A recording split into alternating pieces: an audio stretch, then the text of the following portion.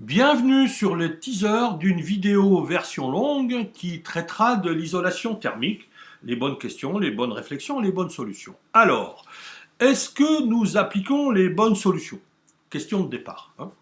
Les objectifs actuels en termes d'isolation, c'est l'hiver isolé pour maintenir à une température déterminée à moindre coût et l'été isolé pour ne pas souffrir d'une température excessive. Alors, que constate-t-on? L'hiver, déjà, on fait une première erreur, c'est qu'on cherche à maintenir à une température ciblée et non à atteindre un niveau de confort. Rappel des ressentis de confort. Donc, le confort est lié à une humidité relative stabilisée la plus proche possible de 55%, pas de courant d'air, une température elle-même stabilisée, des parois chaudes et un chauffage par rayonnement. Si nous atteignions tous ces objectifs, nous pourrions chauffer à une moindre température. Et si nous chauffions à une moindre température, le delta T entre l'intérieur et l'extérieur serait moindre, le transfert de chaleur serait moindre, et pour un même coût de chauffage, le besoin d'isolation serait moindre. Ce faisant, l'épaisseur d'isolant serait moins importante, moindre consommation de ressources et d'énergie, moindre dépenses financières, économie d'espace habitable. Et si nous isolions en moindre épaisseur l'hiver, quel serait l'impact l'été? Et pour rappel, l'été, ce qui importe le plus, c'est le déphasage. Alors, si avec une moindre épaisseur, on a un isolant qui dispose de peu de chaleur spécifique et s'il est mis en œuvre à une densité faible, alors le déphasage sera probablement insuffisant. Il faudra donc probablement mettre plus épais d'isolant ou climatiser, deux solutions qui ne nous intéressent pas. Et donc, si l'isolant dispose d'une chaleur spécifique élevée, à contrario, s'il est mis en œuvre à une densité importante, le déphasage sera suffisant sans augmenter l'épaisseur d'isolant. Ça me convient mieux.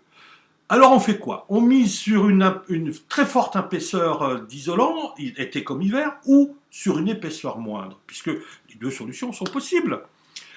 Avantage d'une épaisseur d'isolant la moins importante possible. Économie de ressources pour la fabrication des isolants, pour les supports, pour la construction globale. Économie d'énergie pour la fabrication et la mise en œuvre des isolants.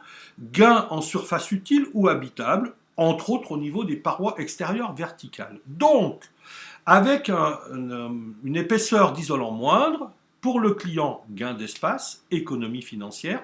Pour la planète, moins de consommation de ressources et d'énergie, moins d'émissions de gaz à effet de serre et globalement moins de pollution. Bénéfice sur les deux plans.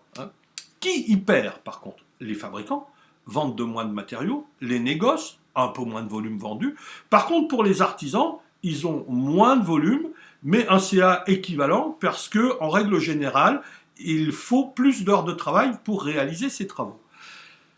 Pourquoi continue-t-on à préconiser des isolants peu performants et en forte épaisseur? Parce que la législation a développé sur et autour d'eux. Parce que les normes sont faites pour eux. Et pourquoi les normes leur sont-elles favorables? Est-ce que c'est parce qu'il ne faut pas discriminer et qu'on choisit pour étalon les produits les plus vendus? Est-ce que c'est parce qu'il faut ménager des intérêts? Beaucoup de questions, chacun peut se faire son idée. Moi, il y a longtemps que je me suis fait mes idées à moi. Pourquoi des experts influents disent-ils que le déphasage n'a plus d'importance puisqu'on met épais d'isolant? Pourquoi disent-ils que les isolants biosourcés, de ce fait, ne présentent plus d'avantages? Ont-ils tort ou raison? Voilà le cœur de ce qui m'a incité à faire ces vidéos. Alors, ont-ils tort ou raison? Eh bien, ils ont raison. Parce que, effectivement, en mettant épais d'un isolant à bon lambda, même à faible chaleur spécifique, même en faible densité, les calculs disent que le déphasage est suffisant. Mais ils ne font que de le dire. Et là, on va voir en quoi ils ont tort.